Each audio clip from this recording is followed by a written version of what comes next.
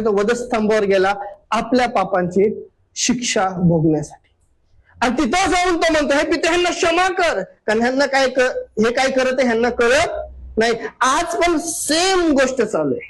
येशू ख्रिस्त फक्त वधस्तंभावर होता म्हणून त्याला जे रोमी लोक त्याला मारत होते त्यांच्याबद्दल तो म्हणला नाही की हे पिते ह्यांना क्षमा कर. तो पूर्ण जगाबद्दल बोलत होता. आजही आपण काय करतो हे आपल्याला कळत नाही. बऱ्याच वेळा काय करतो ते कळत नाही. त्याची पण क्षमा त्यांनी ऑलरेडी केली. आता एवढं सगळं त्यांनी केलं आणि तो असा चमकलाय की त्याची बराबरी कुठंच होत नाही. त्याची बराबरी कुठंच होत नाही. प्रगट करण्याच्या पण पुस्तकामध्ये म्हणतो, ज्यावेळेस ते 7 सिक्के ओपन करायची वेळ येते त्यावेळेस तो काय म्हणतो की त्याच्याशिवाय कोण नाही करू शकत. कोणाशिवाय? येशू शिवाय ते कोणी खोलू शकत नाही. म्हणजे स्वर्गामध्ये पण ह्या पृथ्वीवरती पण कोण येशूची बराबरी करू शकत नाही. एवढा तो चमकता, एवढा तो प्रकाशमय झालाय.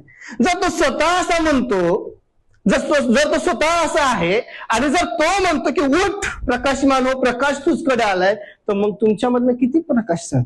पण त्यावेळेसच ती गोष्ट पॉसिबल आहे ज्यावेळेस मी अंधकारामध्ये चालायचं सोडून देतो. कारण अंधकार प्रकाशाला ग्रहण नाही करत. मी ऐकतो आणि जर मी त्याच्या वचनानुसार चालत नाही तर मी अंधकारामध्ये चालतो. मग काय फायदा?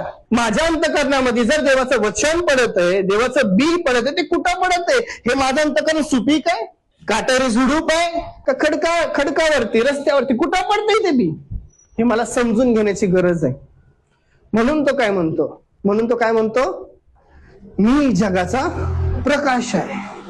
आणि तो आपल्याला देखील प्रकाशमय करू इच्छितो. पण आपली इच्छा, आपण स्वतः समर्पित होणं गरजेचं आहे. येशू ख्रिस्ताची पण ही इच्छा होती. प्रभू येशू ख्रिस्त जसं जगामध्ये आला आणि पिता म्हणतो की मी तुमच्यावर एवढं प्रेम केलं की मी माझा एकुलता एक पुत्र दिला. त्या पुत्राची पण इच्छा होती की मी ह्या जगामध्ये येऊन ह्या मनुष्यासाठी म्हणजे आपल्यासाठी त्यांनी स्वर्गामध्ये त्या गोष्टींचा ऑलरेडी गोष्टी घडल्यात. आपल्यासाठी त्यांनी प्राण द्यावा ही त्याची पण इच्छा होती. ज्यावेळेस माझी आणि पित्याची इच्छा एक होती त्यावेळेस त्या गोष्टी घडतात ज्याचा आपण स्वप्नातही कधी विचार नाही करत. म्हणून तो म्हणतो ना, मी जे काय करतो ते माझं मन